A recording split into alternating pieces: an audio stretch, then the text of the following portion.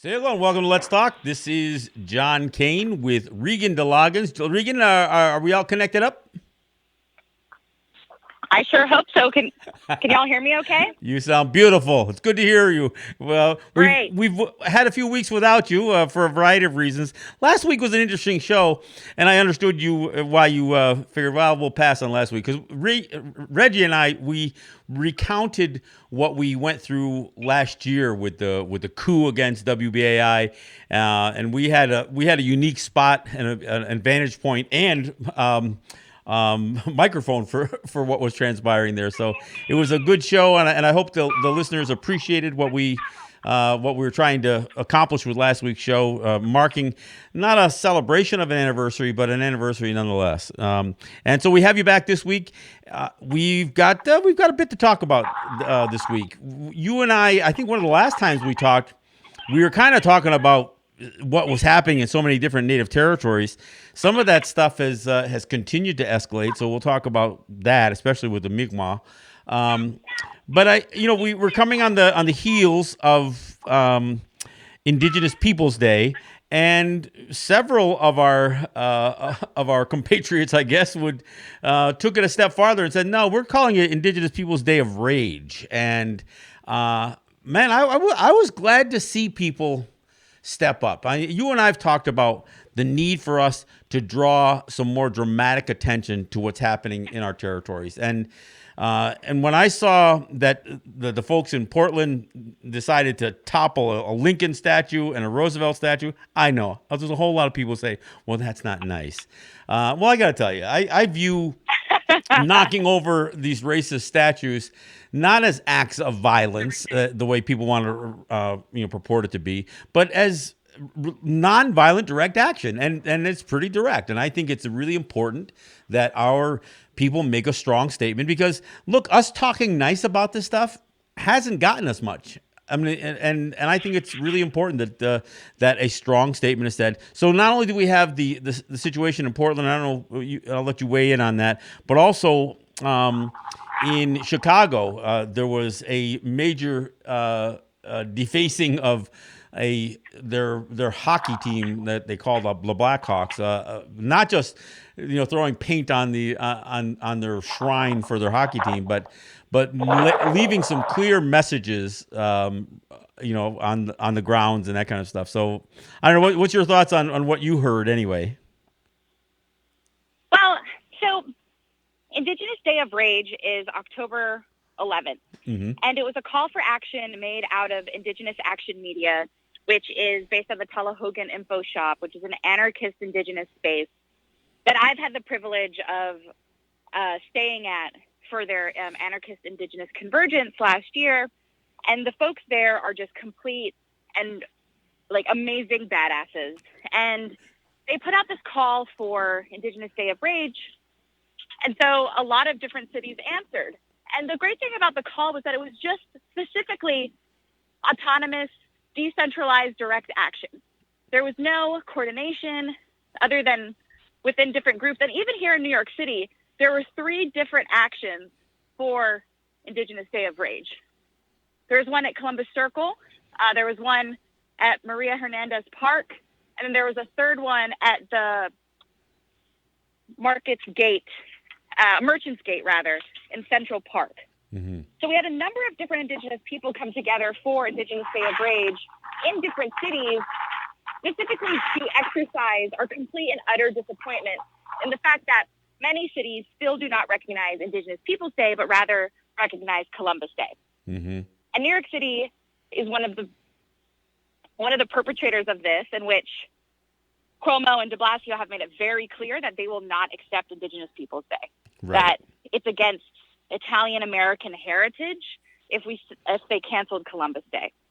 And there was even a mayoral commission put together in 2017 of arts and monuments that de Blasio and Cuomo were a part of, and a number of other arts and cultural people, none of which were Native, by the way. This entire board of people, none of them were Native.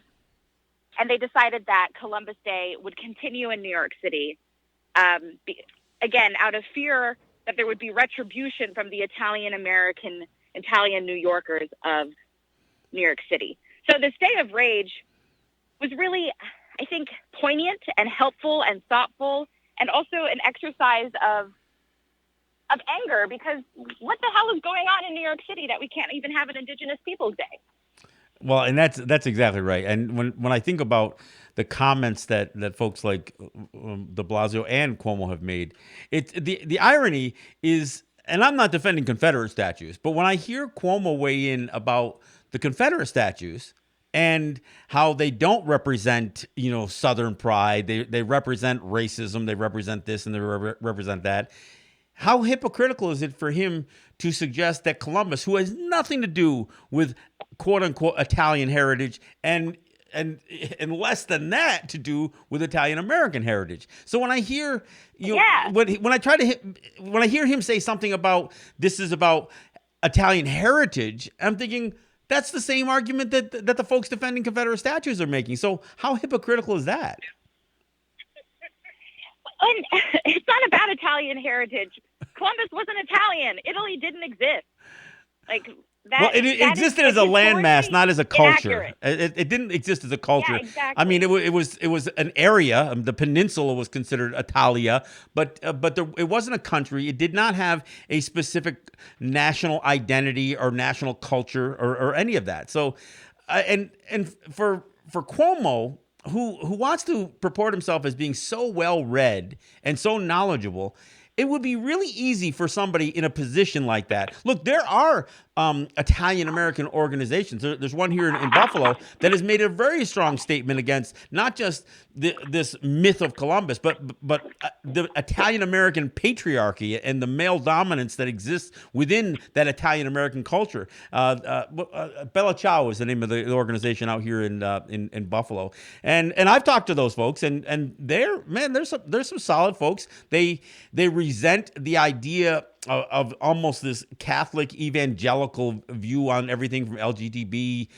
issues to women's issues to all of it, and they're challenging the old guard, these old Italian white men who are trying to dictate what everybody else has to be to continue to be accustomed to. There's also a group here in New York City in Lenapehoking, Manhattan, that is called Contro Colombo. That is also made up of Italian Americans who are completely against the Columbus mythos and organize with Indigenous people and Black folks against the Columbus statue. So if you're listening to this and you're Italian American, Contro Colombo on Instagram, look them up. I highly, highly recommend it. Well, There's a way to I get think involved even here locally. It's also important that people recognize that Christopher Columbus was more associated with Spanish genocide, the genocide that Spain perpetrated, to a lesser extent the Catholic Church, the Vatican, but that still is an Italian culture. That is that strange relationship between church and state that Spain had. It had nothing to do with advancing Italian heritage or culture, and the facts about Columbus couldn't be more clear. He wrote so much of his own exploits down. Other people like Bartolome de las Casas wrote so much of what he experienced, what he witnessed. I've got a video called "Columbus in His Own Words" that Jake and I here worked on, and that's that gives a real-time account of what was transpiring at the hands of Columbus and those that would follow him. So, I mean, look, to deny that history the way Cuomo and de Blasio have done is really a travesty. And it's also an absurd thing to consider that would be your point of pride culturally. Like, if we're talking about Italian American identity, y'all got a lot of other people that are significantly less horrible that could be celebrated rather than Christopher Columbus. But the reason that people are so ingrained to supporting the mythos of Christopher Columbus is because it justifies continued settler colonialism. Sure. It justifies their existence here on Indigenous land. It's used as part of the Manifest Destiny narrative. It's used as part as this divine right to expand onto other continents and to other countries. It is really just to justify the horrendous genocide that has come from Christopher Columbus. And I had the pleasure to spend my Sunday, Indigenous Day of Rage, as well as Indigenous Day of Remembrance on Sunday with Taino elders at Columbus Circle, who, if people are unaware, Taino people and Arawak people are the indigenous people of the Dominican Republic, of Puerto Rico, and of Haiti. And they were the people that were most impacted by Christopher Columbus when he landed, on the island of Hispaniola. And I had the pleasure of spending and holding space with Taino elders.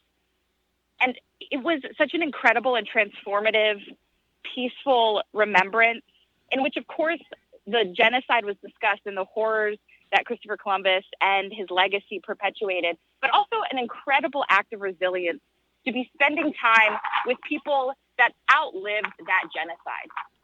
Yeah. People that were able to continuously and in perpetuity be resilient and resist genocide.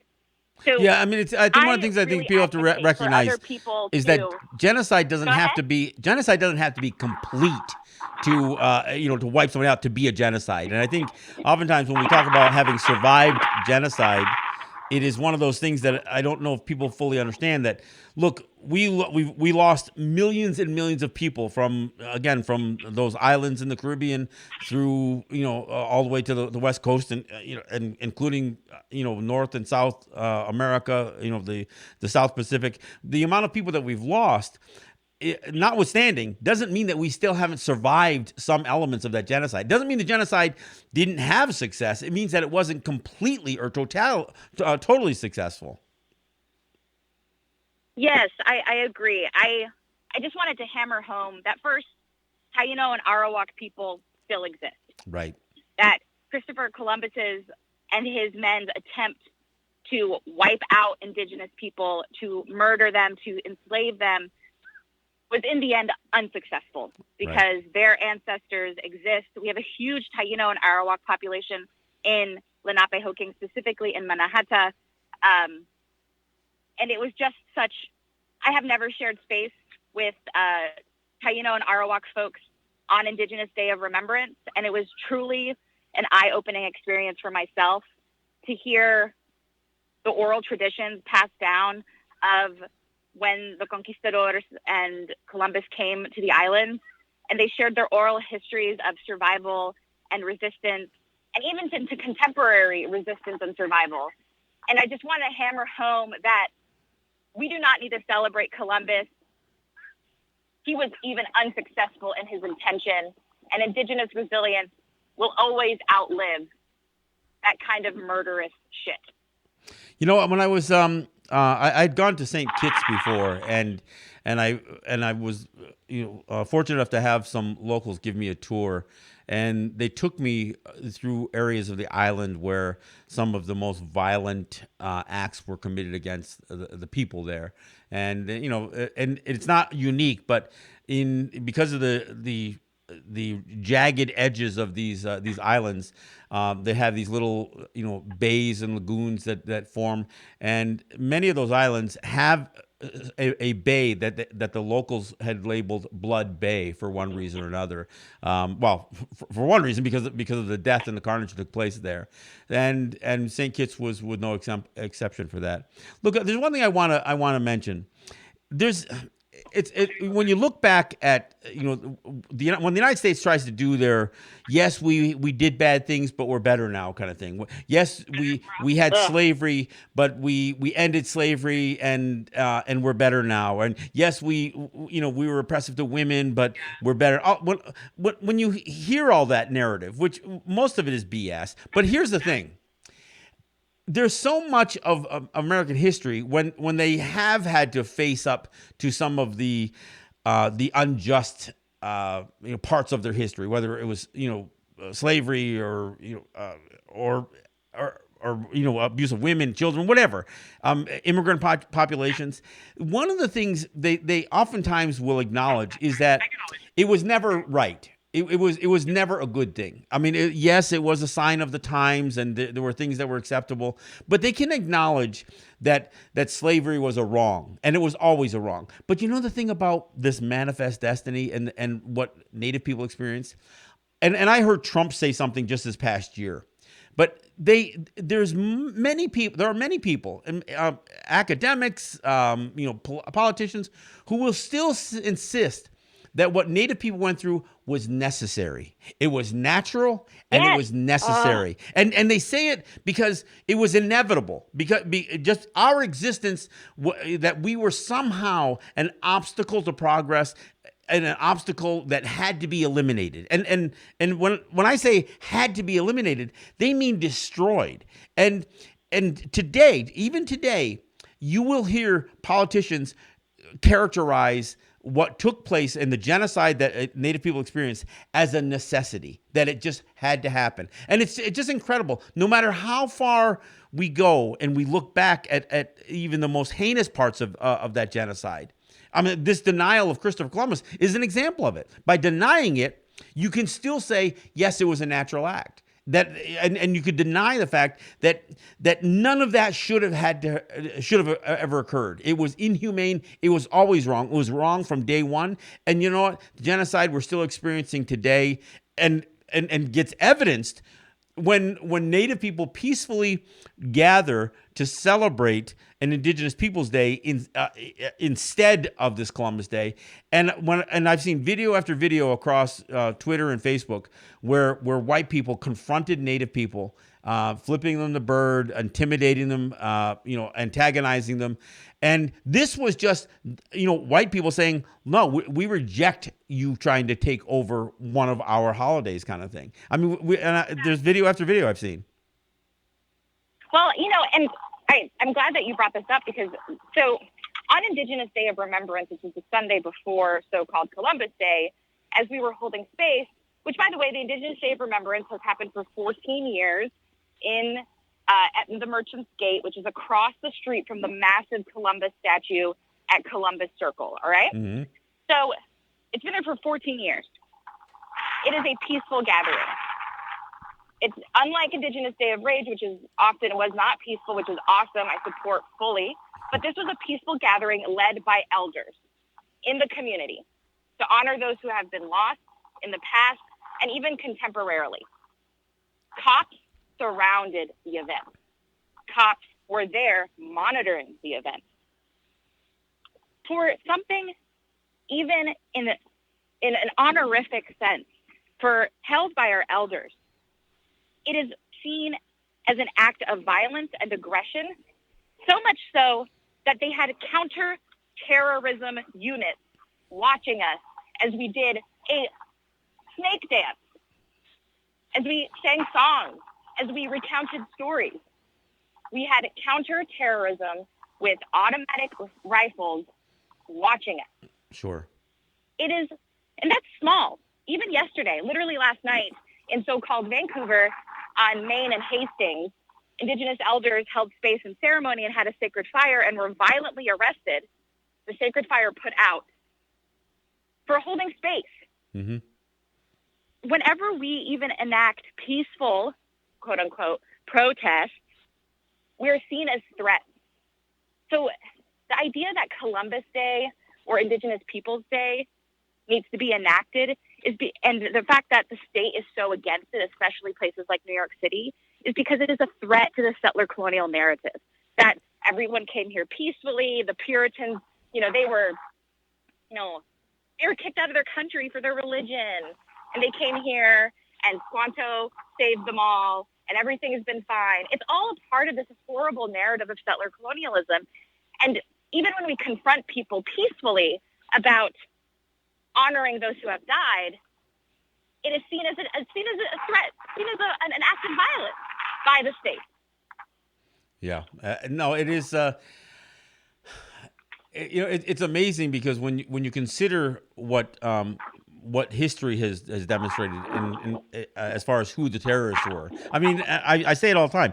George Washington literally cited in his Sullivan campaign orders that he wanted the Senecas to know the terror of their chastisement. I mean, it's literally George Washington using terrorism that would have a intergenerational trauma imposed upon a people, so they would know the terror of their chastisement. So they would, so there would be no rising up again. I mean, this is the history of the United States. And so when you understand how they characterize our movements and our desire to express the fact that no, we're still here. It not only goes counter to their whole colonialism, settler mentality, but again, their effort is to try to reinforce this idea that what happened to Native people was necessary. It had to happen, and frankly, we got the Bible out of the deal.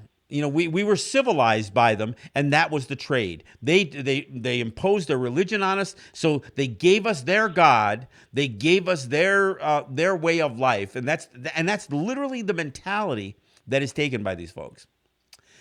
I it's also want absurd. folks to understand. So I went to school for art history. I'm a historian. I'm an art historian. That's what I do. I would like people, if they are interested in this narrative at all, which they should be, to look at the propaganda, the art that was created from about 1850 to 1865. Because a number of monuments were erected or created and then put into spaces, including the Abe Lincoln Memorial. And a lot of them were referred to as the dying Indian. And most of them were marble statues or monuments put up. And all of them, or even paintings, but a lot of this is statue related. All of them are showing usually Native women almost completely nude, or Native men almost completely nude, dying, in the process of dying, dead, or contemplating their death. And there's even one of these statues at my job at the New York Historical Society that was just removed last week. That is called The Dying Chief Contemplating the Progress of Civilization. Jeez. And it was created in 1856 by Thomas Crawford. And the reason I'm telling people this is because it's part of a larger series that exists currently at the Lincoln Memorial in downtown D.C. And the entirety of this, which shows, by the way, an Indigenous woman dying holding her child, is that we are contemplating our demise because it is a natural demise. That it is normal because civilization is coming and Indigenous people are people of the past. Right. And that kind of propaganda, you can see it in many spaces, in many monuments, in lots of places. And we don't even register it, especially if you're a non-Indigenous person. You don't register it. If you're an Indigenous person, you may register it, or you may just, sometimes you can't handle all of that out there. And it's just it can be overwhelming. But I do recommend that people look at that time period and see the kind of monuments and statues that were created, because about 10 years after that is when all the Confederate statues started being made. So we have a legacy of about 20 to 30 years in which a number of statues and monuments and reliefs are being created to threaten both Indigenous communities and Black communities. Yeah, I mean they are targeted, and I think that's an important point to be made. Is that these were meant to solidify a mentality of genocide and of slavery. Both of those efforts to create these monuments. I wanted to mention the city of Syracuse is removing their Columbus statue, and like so many of these other statues, if they don't have Native people represented in the statue of Columbus themselves, they'll oftentimes put these bronze relief plaques around the base of these things, and the one in Syracuse, it was just horrendous. I mean, it actually shows Native people almost in like the Plains Indian headdresses at the feet of Columbus, groveling. Some of them literally on the ground at Columbus's feet, and that's, I mean, the Columbus Circle has some of that representation. The Columbus statue at Columbus Circle. So this is the narrative, and these are not. Reliefs. These images are not captured at a time or an occurrence when uh, this is like looking back and trying to tell a story that is false. I mean, they're literally trying to tell a false story, and that's what's just so incredible about all this stuff. Look, I want to take calls when we come back after the break, but before we do that, let's revisit you when you were on, if not last, but one of the last times you were with me here. We talked about what the Mi'kmaq fishermen were going through, and you had done a recount of their crab, the lobster traps being pulled up and destroyed. Since then, they have had some of their vessels burnt and destroyed. And just during the same time period that we're talking about, I'm not sure if it was on Sunday or Monday, but even last night, these they were under siege. Literally, hundreds of white fishermen converged on the location of a few of a few people to not only burn their vehicles, destroy the building that they were in, but also to steal their lobsters and destroy whatever lobster harvest they had there. So the RCMP were called in, and the RCMP basically took the role of giving to the native people the conditions that this white mob was offering. Yes, we'll let you leave without physical harm if you just leave us, so we can ransack your place. I mean, instead of the RCMP standing up to the mob, they literally were negotiating how the native people, how the Mi'kmaq would turn over their assets to this white mob. I mean, it was just incredible. I don't know if you saw any of those videos. I did.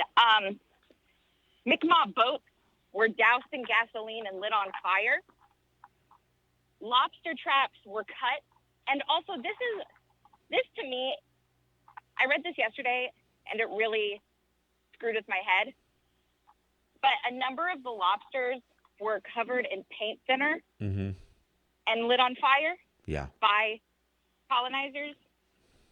And they killed all the lobsters that had been caught by Mi'kmaq fishermen in the most heinous way.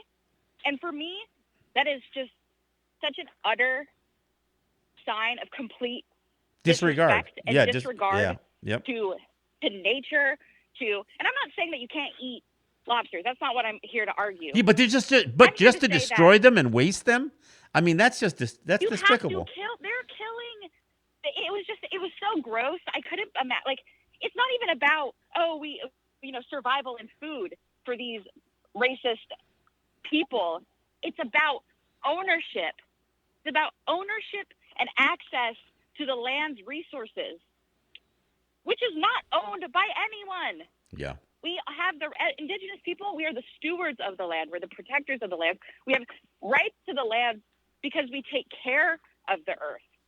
That is the entirety of our basis. No matter what tribe you belong to or nation you belong to, it is a complete reverence to earth and land.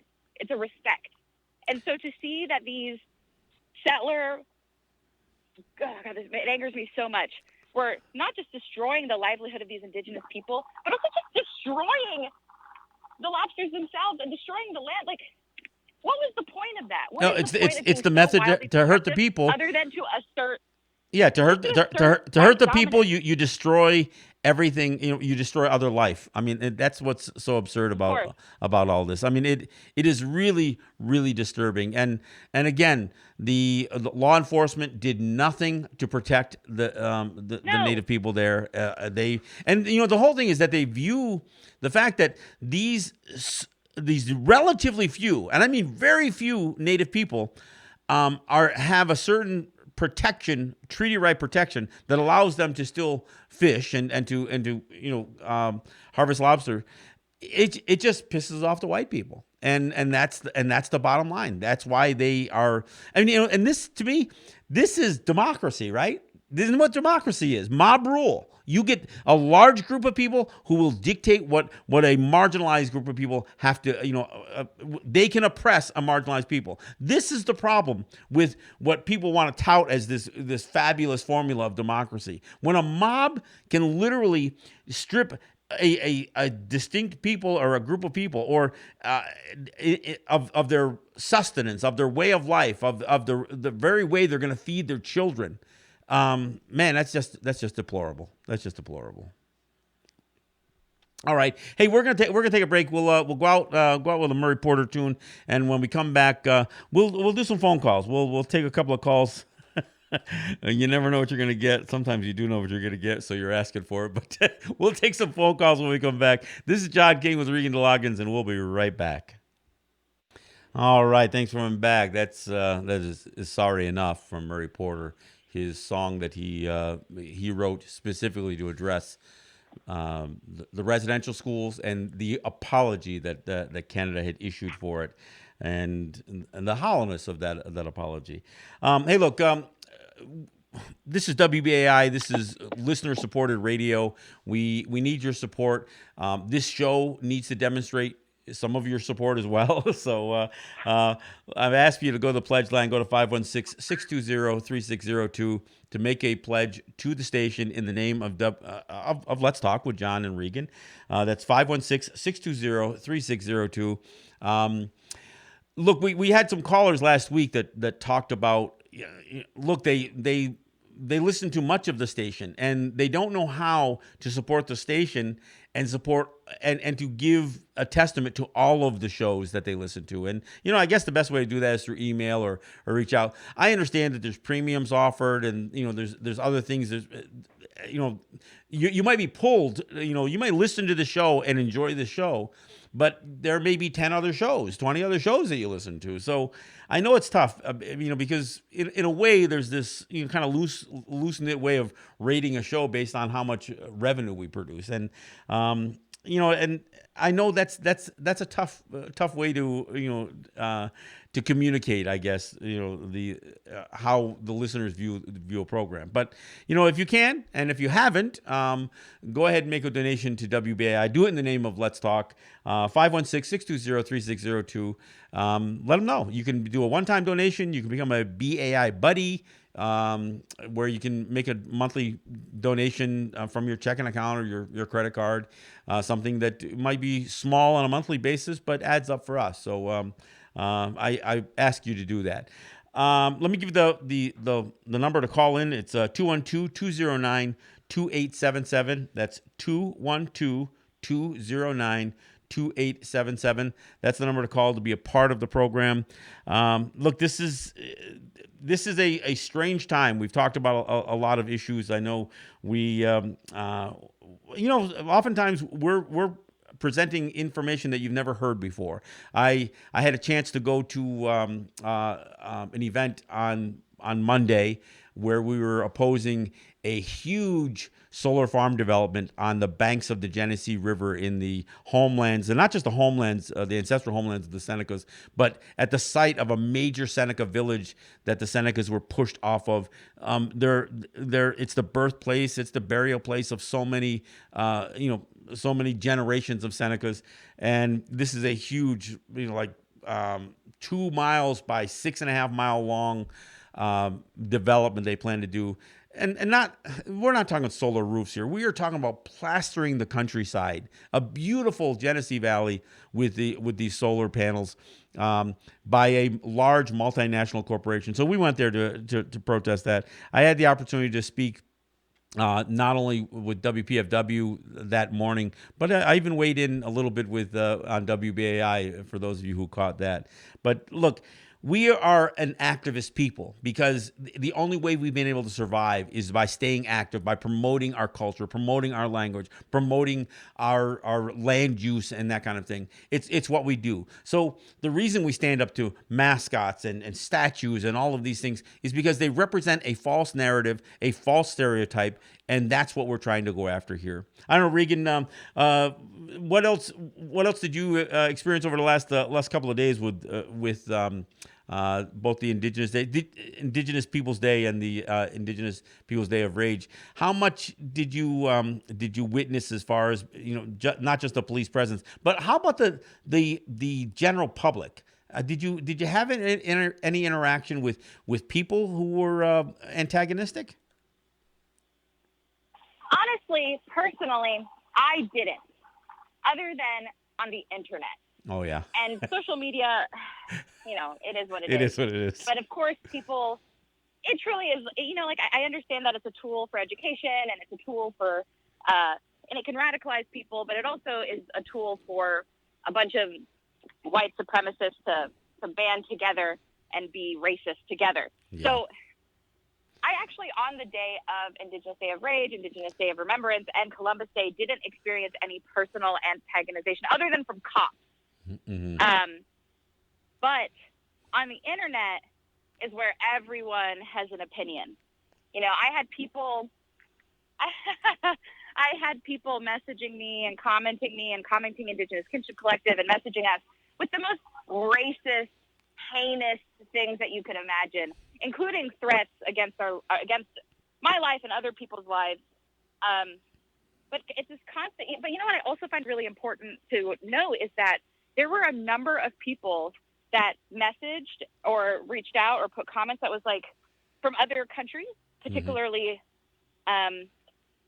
non-Europe. So mostly, I would say a lot of people in different Asian countries reached out and were like, I don't understand why Christopher Columbus is so horrible. And so we explained, and a lot of us did a lot of labor and education online, and were able to educate other folks to the point where they were incredibly supportive of Indigenous Peoples Day. And so I think that that's something to note, is that not only is this history told poorly in the occupied United States, but it's also not shared in other parts of the world where we could be coming together as different Indigenous communities in different Indigenous places. So I found that to be really a saving grace, if you will, because after reading all these comments where people were like, Happy Columbus Day, you deserve to die, savages, like all this horrible stuff, to then have people reach out who are like, I actually don't know anything about this, and if you could take the time to educate me, and being really thankful of that labor, it really helped. So that is something that I find to be an interesting correlation that happens on social media, is that we get heckled by a lot of garbage people, but there are also people there that don't know anything, and we have the opportunity to educate them. Well, and I think that, this is where it's sometimes a little difficult how we proceed with that. I don't mind engaging a few people who perhaps are trying to, put forth their false narratives, as long as we can have that conversation. But when it devolves into hate speech and the propagation of complete, not just misinformation, but disinformation, that's where I kind of draw the line. And so I've always got to make a decision on who I'm going to delete, who I'm going to block, who I'm going to get rid of, and who I'm simply just not going to engage with because of because of what we're being confronted with. I don't mind a confrontation. I don't mind having a spirited conversation. But when somebody wants to completely misrepresent the truth and then insult people at the same time, that's what's difficult. I don't know, Reggie. Do we have anybody lined up on the telephones yet? Yeah, I was just mentioning on the group chat. Yeah, we do have some callers. All right, let's go ahead and get to that. And Regan, you haven't had a chance to do this in a while. Of course, you never know what you're going to get, so I guess we'll give it a shot. Always. Go ahead, caller. Just be prepared. Expect it. All right, caller, you're up first. What's your name and where are you calling from? Hey, good afternoon. I'm so happy that I'm your first caller. All right. I love you guys. Let me just put that out there. My name is Trey. I'm from the Bronx, but I'm currently living in Rockland County. All right. And I got to tell you, us African Americans got so much in common with Indigenous people. Because, and this is why I say that, because I've had real conversations with Caucasian people that are willing to have this conversation. They seem to have it in their minds that even though slavery was bad, they did us a favor by taking us away from Africa. Because look how bad Africa is. I mean, you would have been in a dirty hut. You would have been living in some jungle. You would have been scraping off the ground for bugs and stuff. So we kind of saved you. I mean, we gave you the civilization. The Bible. And so many of them, that's how they see it. And they really believe that they are the intellectuals of the planet. Right. Well, and So and we're and the they're children, and what and they're leading us. they won't own the fact that much of what is wrong in Africa is still the residual effects of what white people have done to Africa. I mean, including the corruption and the greed and the fighting that takes place. A lot of stuff is promoted by by the European history and colonization. Of course, anytime we get a leader there that tries to bring their people up, they run a coup, they kill them, and then they put in a puppet. Yep. Yeah, absolutely. So I mean, you almost cannot win, and then they want to get you in some debate that when you come with the facts, they it's like they get cognitive dissonance. Yeah. Well, even in up is up and down is down. Even in the U.S., I mean, there are literally politicians who get elected every cycle that still believe that slavery was some sort of jobs program. Yeah. I mean, like I said, they did us a favor. Yeah. Well, I appreciate the call, Trey, and thank. Oh, go ahead. No, go ahead. Finish up. Is that so many of these people are the scholars in this country teaching our children? Absolutely. I'm gonna let it go there. But thank you, man. I appreciate you guys so much. All right. Thank you so much for calling. I think that there's been some really great conversations going on right now about Black and Indigenous and Afro-Indigenous solidarity, because historically we have been targeted and we have been pitted against each other in some really horrible ways. And it's really a reminder constantly how we need to be in each other's corners. And also that most of us have kin or people in our community that are also Black and Indigenous. And it's just, so I really appreciate you calling. I really appreciate you spouting that truth, coming forward with that. And I hope that other people who are listening can understand that Black and Indigenous solidarity is necessary for the liberation of both of our people. Well, and I've gone out, and made sure that both on WPFW and on WBAI, I mentioned that we have been the beneficiaries of much of the Black Lives movement, our Black Lives Matter movement over the last 6 months, especially since in the wake of George Floyd and Breonna Taylor's murders.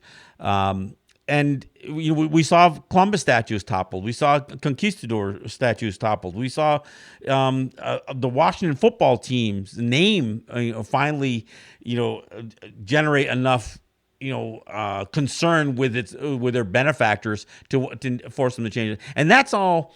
Look, we've been at this battle for a long time, and once there was some solidarity and significant solidarity between Black Lives Matter activists and our own people, we saw some change there. So I want to acknowledge that as well.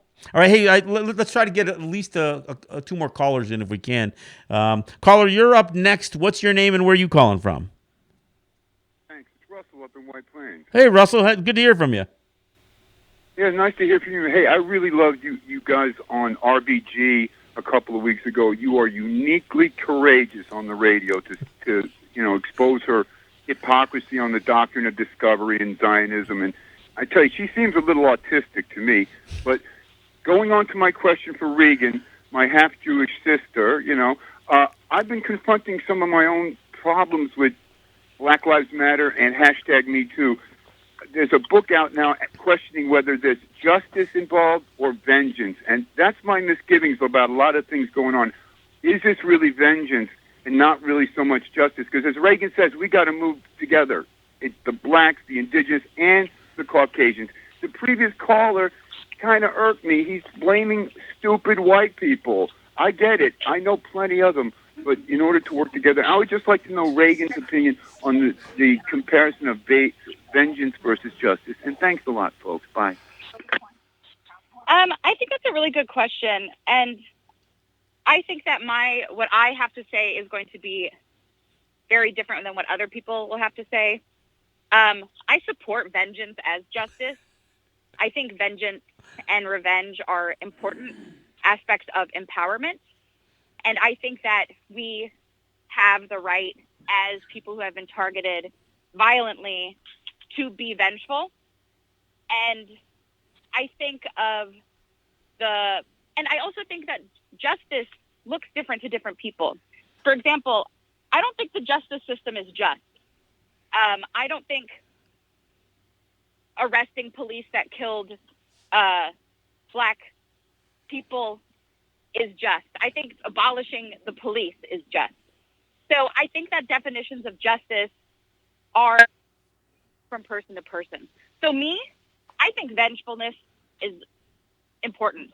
And I think of something like the Nuremberg trials that happened in so-called Israel and Palestine after the Holocaust. And I think it was a real combination of vengeance and justice, in which people were held accountable for literally causing the genocide of Jewish people, Romani people, gay people, differently abled people, by definitions in their own terms. And I also think that then that reminds me of people who went out and scalped and killed Nazis and hunted them down without going through the justice system. And I find that to be just as empowering. So I personally believe in vengeance and revenge as a form of justice, because the justice system has never and will never work for oppressed people. Well, and you get into a debate between not just between vengeance and justice, but justice and equity. I mean, all things being equal, there would be hell to pay for the lynchings that transpired for all these centuries. There would be hell to pay for the massacres, for what women have experienced, Black and Native women have experienced, for what Native women are still experiencing with missing and murdered Indigenous women. So, justice is we'll take a look at it. I mean, that's what American justice is. We'll throw some more money at prosecutors. That's not justice. I mean, so look, I understand when people get concerned about revenge and that kind of thing, but look, when I think about what Black people and Native people have experienced, none of that was ever justice. And look, we're not trying to string up white people. We're not talking about a genocide there, John. Well, for the most part, we're not. But what I'm saying is, look, I do want to push back. I'm not pushing back to maintain where I'm at. I'm pushing back to reclaim what we've lost. And if that comes across as vengeance, if that comes across as revenge, well, then I'm for it as well. So I know it is difficult. Well, I think of a perfect example, and I'm glad that Russell brought it up, like Ruth Bader Ginsburg. She is meant to be and has been a pinnacle of what people identify as justice. But she was a Zionist, anti-Indigenous, anti-Black Supreme Court justice. So how could that ever bring us justice? And when people talk about her remorse after the fact, when people say, well, she expressed some remorse afterwards, I'm thinking, well, that doesn't make it just. I mean, if she wrote in a book that she sold and made money off of, some regret for bad rulings, that doesn't correct the rulings.